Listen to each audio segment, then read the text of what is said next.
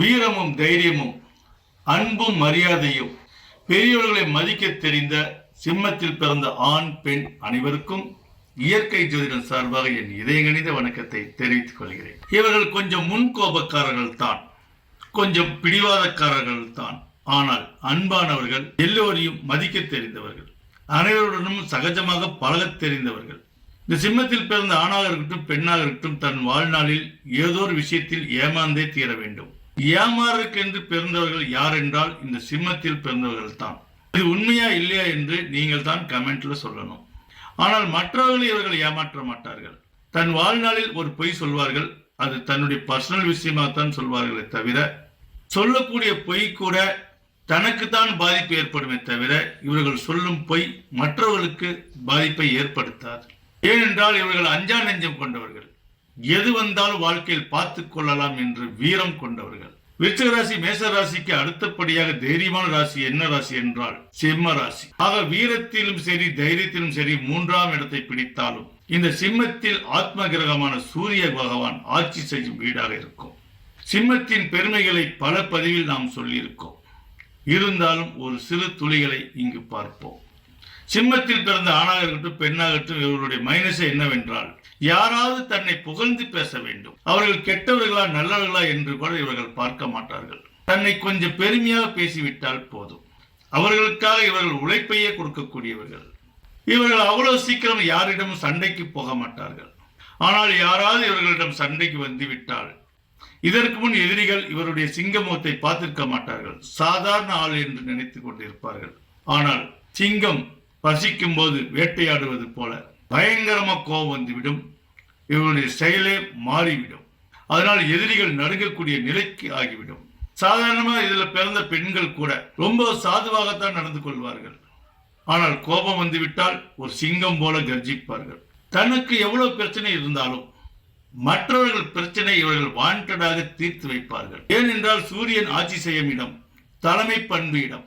ஆக அக்கம் பக்கத்துக்கு வீட்டுக்காரர்களாக இருக்கட்டும், தன்னுடைய நண்பர்களாக இருக்கட்டும், யாராக இருந்தாலும் இவர்களிடம் வாண்டடா சென்று தன்னுடைய பிரச்சனைக்கு சொல்யூஷன் கேட்பார்கள். சாதாரணமாக இவர்கள் எந்த பதவியில் இல்லை என்றாலும் ஒரு 4 பேருக்காவது பஞ்சாயத்து சொல்லக்கூடிய அளவுக்கு தலைமை பண்பு இவர்களுக்கு இயற்கையாகவே கிடைக்கும். தன் வாழ்நாளில் இவர்கள் கட்ட பஞ்சாயத்து செய்கிறவர்களாக இருந்தாலும் கூட அதில் ஒரு நீதி இருக்க வேண்டும் என்று லட்சிய நோக்கம் கொண்டவர்கள். ஆக இவர்கள் வில்லனாக இருந்தாலும் முரட்டு வில்லனாக இருப்பார்கள். ஆனால் கதாநாயகன் போல நடந்து கொள்வார்கள். சிம்மராசி பெண்கள் சிந்திக்கும் ஆற்றல் கொண்டவர்கள். ஏதோ பேசிக் கொண்டிருப்பார்கள், ஏதோ விளையாடி கொண்டிருப்பார்கள். திடீரென்று தன் மனம் ஏதோ ஒரு சிந்தனையில் இருக்கும். குனிஞ்சு வேலை செஞ்சுட்டே இருப்பார்கள். திடீர் தலையை தூக்கி ஒரு யோசனை செய்வார்கள். அந்த யோசனைக்குள் ஏதேதோ எத்தனையோ விஷயங்கள் எல்லாம் முடிவு செய்து விடுவார்கள். இவர்கள் எந்த நேரத்தில் எந்த மாதிரி யோசிப்பார்கள் என்று தனக்கே தெரியாது. ஆனால் ஒரு முடிவு எடுத்து விட்டால் அந்த முடிவில் ஸ்ட்ராங்காக இருப்பார்கள். அந்த முடிவு எடுத்த பிறகு யாராவது இவர்கள் ஏதாவது சொல்லி மைண்ட் வாஷ் பண்ண முடியுமா என்றால் நிச்சயமாக முடியாது. விஜய் ஒரு படத்தில் ஒரு டைலாக் சொல்வார், நான் ஒரு முடிவு செய்து விட்டேன் என்றால் என் பேச்சை நானே கேட்க மாட்டேன் என்று. அந்த மாதிரி இந்த சிம்ம ராசியில் பிறந்த ஆணாக இருக்கட்டும் பெண்ணாக இருக்கட்டும் இவர்கள் ஒரு விஷயத்தில் முடிவு செய்து விட்டால் கரப்பார் கரைத்தாலும் கல்லும் கரையும் என்பார்கள். அந்த கல்லு கூட கரைந்துவிடும். இந்த சிம்மராசிக்காரர்கள் கரைய மாட்டார்கள். அதுதான் இவர்களுடைய பெசல். ஒவ்வொரு ராசியில் பிறந்தவர்களின் மனங்களையும் குணங்களையும் மிக துல்லியமாக படம் பிடித்திருக்கிறது இயற்கை ஜோதிடம். காதலிலே இவர்கள் இலக்கணமானவர்கள். காதலுக்கு காதலிக்க சொல்லித் தருபவர்கள் யார் என்றால் இந்த சிம்மத்தில் பிறந்தவர்கள். அதிலும் சிம்மராசி பெண்களை சொல்லவே தேவையில்லை.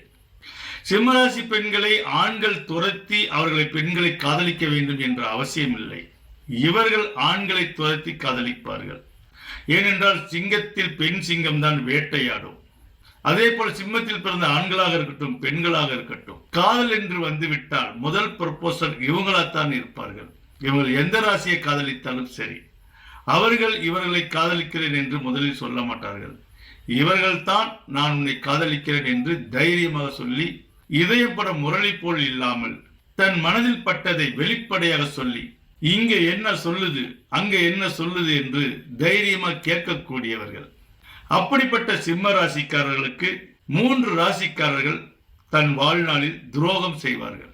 அந்த துரோகம் செய்ய ராசிக்காரர்களை பார்ப்பதற்கு முன் நட்பான ராசிகள் உயிர் கொடுக்கக்கூடிய ராசிகள் யார் என்று பார்ப்போம். சிம்ம ராசிக்காரர்களுக்கு வாழ்வில் உயர்வை கொடுக்கக்கூடிய ராசிகள், தன் வாழ்நாளில் ஏதாவது ஒரு பிரயோஜனமான உதவியை செய்யக்கூடிய ராசிகள். அதில் முதலிடம் விருச்சக ராசிக்காரர்கள்.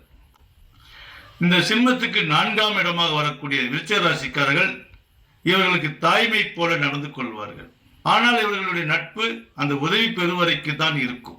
சிம்ம ராசிக்காரர்கள் விருச்சிக ராசிட்ட உதவி பெற்றாலும் சரி, விருச்சிக ராசிக்காரர்கள் சிம்ம ராசிட்ட உதவி பெற்றாலும் சரி, அந்த உதவி பெற்ற பிறகு இருவருக்கும் மன வருத்தம் ஏற்பட்டுவிடும். இது உண்மையா இல்லையா என்று நீங்க தான் கமெண்ட்ல சொல்லணும்.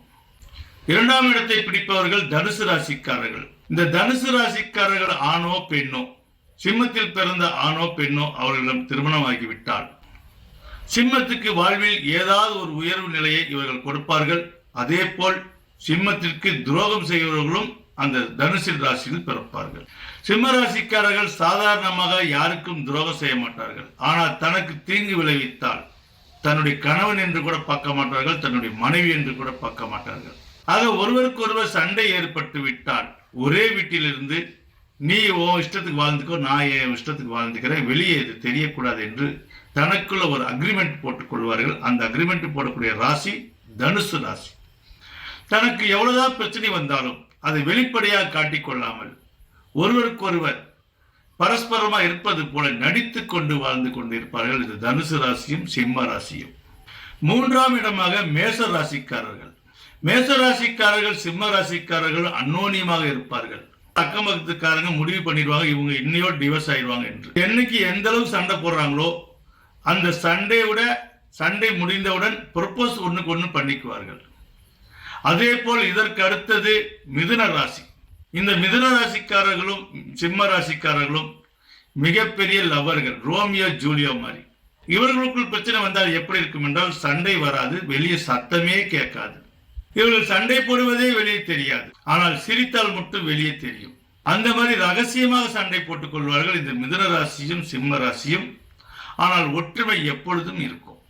ஒரு போராத காலமாக இவர்களுக்குள் டைவர்ஸ் ஏற்பட்டால் கூட கணவனை நினைத்து மனைவி வாழக்கூடும், மனைவியை நினைத்து கணவன் வாழக்கூடும். உடல் மட்டும்தான் பிரிந்திருக்கும், மனசு பிரியாது. அடுத்து துலாம் ராசிக்காரர்கள். துலாம் ராசிக்காரர்கள் சுக்கிரன் பகவானின் ஆதிக்கம் கொண்டவர்கள். இந்த சுக்கிர பகவான் சூரிய பகவானுக்கு பகை கிரகமாகும்.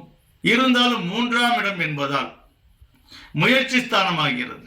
ஆக சிம்ம ராசிக்காரர்கள் துலாம் ராசிக்காரர்களை திருமணம் செய்ய வேண்டிய நிலை ஏற்பட்டால் சிம்ம ராசிக்காரர்கள் துலாம் ராசிக்காரர்களை தூண்டி விட்டு கொண்டே இருப்பார்கள். திரியை தூண்ட தூண்ட ஜோதி எப்படி பிரகாசமாக தெரியுமோ அதே போல சிம்ம ராசிக்காரர்கள் இவர்களை துருவி துருவி ஒரு நல்ல வழிக்கு கொண்டு வருவார்கள். ஆனால் இவர்களுக்குள் மட்டும் பகை ஏற்படக்கூடாது. பகை ஏற்பட்டால் ஒருவருக்கு ஒருவர் துரோகம் செய்து கொள்வார்கள்.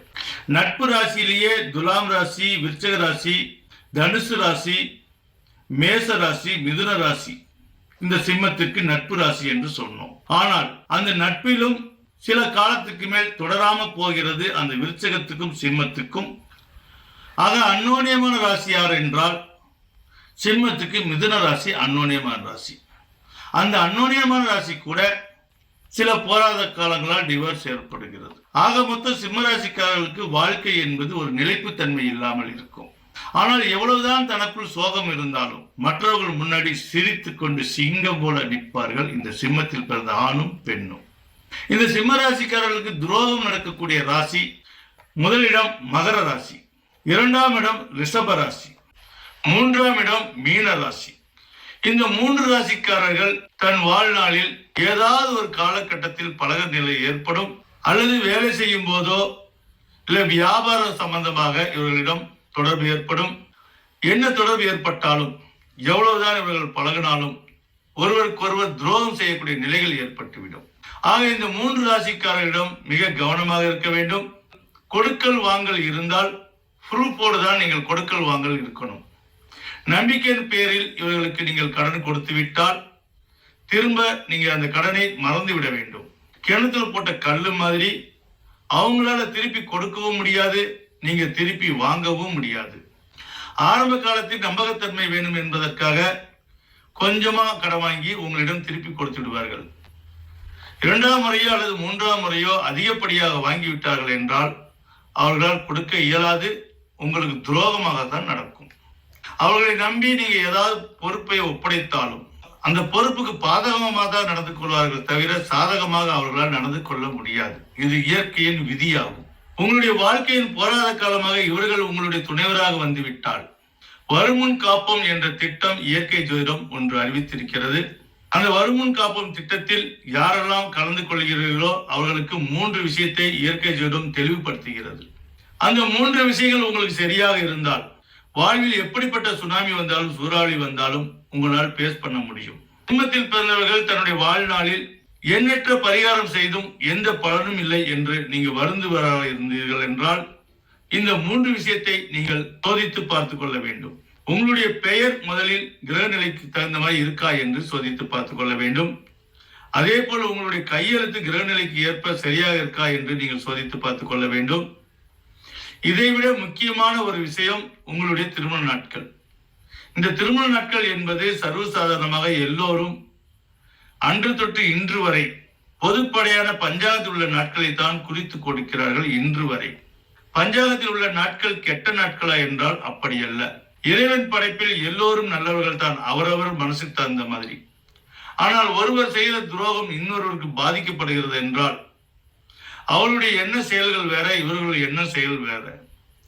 எல்லோரும் இனத்தால் ஒருவராக இருக்கிறோம் தவிர குணத்தால் வேறுபடுகிறோம். அதே போல பஞ்சாங்கத்தில் உள்ள நாட்கள் மற்ற விஷயத்துக்கெல்லாம் ஒத்து போனாலும் திருமண நாட்களுக்கு ஒத்து போவதில்லை. இதை இயற்கை ஜோதிடம் ஆணித்தரமாக ஆய்வு செய்திருக்கிறது. இதை பற்றி பல வீடியோக்களில் எடுத்து வைத்திருக்கிறோம். உங்களுக்கு இதை பற்றி விரிவாக்கமாக தெரிந்து கொள்ள வேண்டும் என்றால் பஞ்சாங்க முறைப்படி ஏன் திருமணம் செய்யக்கூடாது என்று பல பதிவுகள் போட்டிருக்கிறோம். அந்த பதிவை இயற்கை ஜோதிடத்தில் சர்ச் பண்ணி நீங்கள் பார்த்து தெரிந்து கொள்ளுங்கள். எவ்வளவுதான் உயர பறந்தாலும் ஊருக்குருவி பருந்தாகாது என்பது போல ஒரு மனிதன் எவ்வளவுதான் உன்னதமாக நடந்துட்டாலும் கடவுளுக்கு ஒப்பாக ஆக முடியாது. ஆக பஞ்சாங்கத்தில் உள்ள நாட்கள் எல்லாம் கடவுளின் திருக்கல்யாணத்துக்காகத்தான் படைக்கப்பட்டதை தவிர மனிதனுடைய திருமணத்துக்கு அது உகந்ததல்ல. இதை இயற்கை ஜோதிடம் மிக தெளிவாக ஆய்வு செய்திருக்கிறது. ஆழ்ந்த சிந்தனையோடு அதிக நாலேஜ் உள்ள ஜோதிட குருமார்கள் இதை ஒப்புக்கொள்வார்கள். புதிதாக வந்த ஜோதிட குருமார்கள் தொட்டதுக்கெல்லாம் பரிகாரம் என்று சொல்வார்கள். எந்த விதமான பரிகாரம் சொன்னாலும் அந்த பரிகாரத்தை செய்து உங்களுக்கு பலன் இல்லை என்றால் இந்த 3 விஷயத்தை நீங்கள் சரியாக கவனித்துக் கொள்ள வேண்டும். இந்த 3 விஷயம் சரியாக இருந்தால்தான் உங்களுடைய பரிகாரமே பலிக்கும் என்று ஆணித்தரமாக இயற்கை ஜோதிடம் உங்களுக்கு திரும்ப திரும்ப சொல்லுகிறது. இந்த 3 விஷயம் உங்களுக்கு சரியாக அமைந்தால்தான் நீங்க செய்யக்கூடிய பரிகாரம் மட்டுமல்ல, நீங்க வேண்டக்கூடிய வேண்டுதலே உங்களுக்கு நிறைவேறும். ஏனென்றால் இயற்கை பிரபஞ்ச ப்ராசஸில் நெகட்டிவ் அண்ட் பாசிட்டிவ் நிறைந்த நாட்களாக இருக்கிறது. ஒவ்வொரு நாட்களுக்கும் ஒவ்வொரு வேல்யூ இருக்கிறது.